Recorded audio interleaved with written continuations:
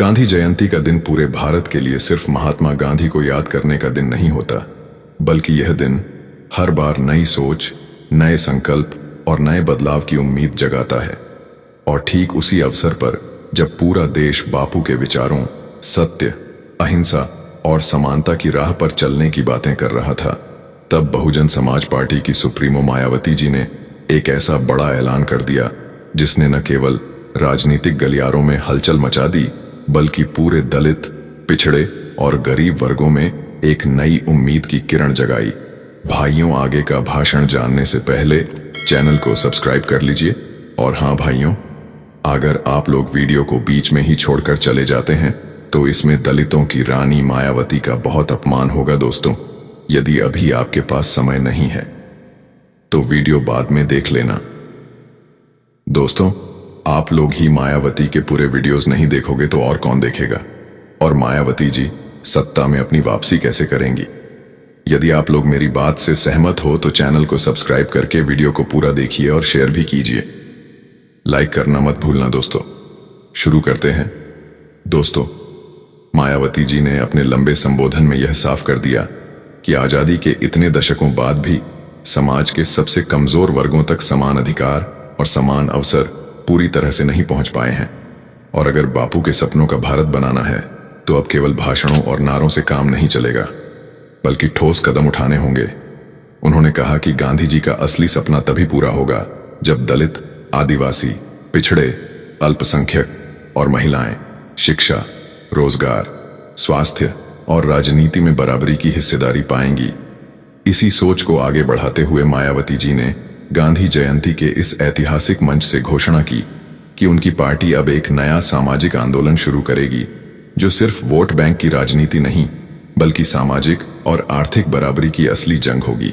उन्होंने कहा कि आने वाले चुनावों में बसपा न सिर्फ अपनी ताकत से लड़ेगी, बल्कि उन सभी पार्टियों और संगठनों के साथ हाथ मिलाने को तैयार होगी जो सच में बाबा साहब अंबेडकर और महात्मा गांधी के विचारों पर चलना चाहते हैं। यह ऐलान सुनते ही सभा में मौजूद हजारों लोगों ने तालियों और नारों से उनका स्वागत किया और पूरा पंडाल जय भीम, जय भारत और बहन जी जिंदाबाद के नारों से गूंज उठा। मायावती जी ने अपने भाषण में कहा कि गांधी जी ने अंग्रेजों के खिलाफ आंदोलन चलाया था ताकि भारत आजाद हो सके, लेकिन आजादी के इतने साल बाद भी दलितों, गरीबों और पिछड़ों को अपने अधिकारों के लिए लड़ना पड़ रहा है। उन्होंने भावुक होकर कहा कि अगर बापू आज जीवित होते तो उन्हें यह देखकर दुख होता कि समाज में अब भी जाति भेदभाव और आर्थिक असमानता इतनी गहरी है। उन्होंने केंद्र और राज्य सरकारों पर निशाना साधते हुए कहा कि गरीब और किसान अब भी कर्ज से जूझ रहा है, नौजवान बेरोजगारी से परेशान है और महिलाएं असुरक्षा का शिकार हैं। ऐसे में बसपा ही वह ताकत है जो गांधी और अंबेडकर के सपनों को पूरा कर सकती है।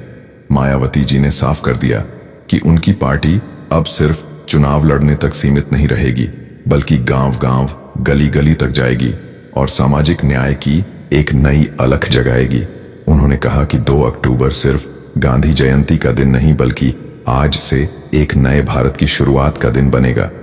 उन्होंने गरीबों और किसानों के लिए नई योजनाओं की घोषणा की।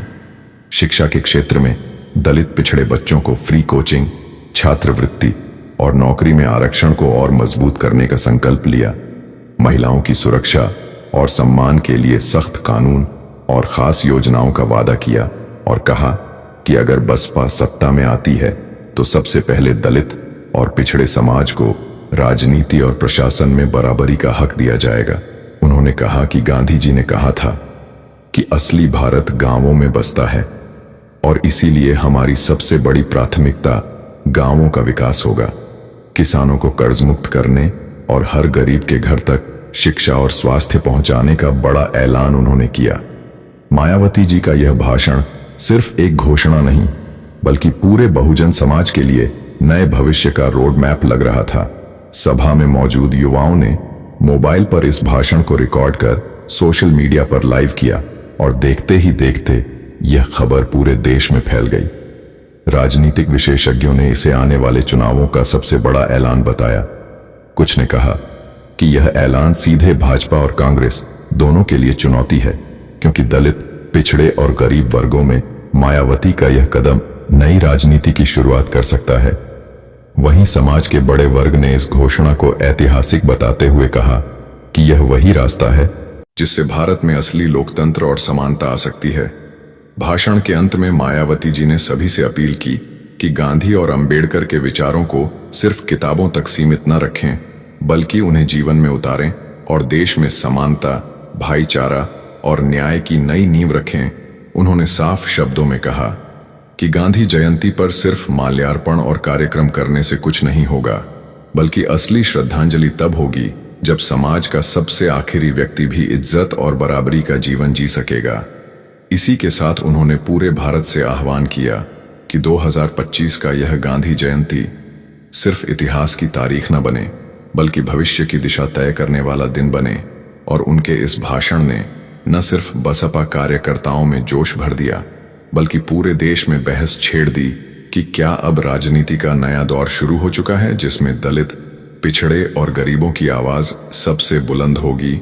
और मायावती जी का यह बड़ा ऐलान आने वाले वक्त में भारतीय राजनीति की तस्वीर बदल सकता है। दोस्तों, अगर आपको ये वीडियो पसंद आई हो तो चैनल को सब्सक्राइब कर लीजिए। जय संविधान।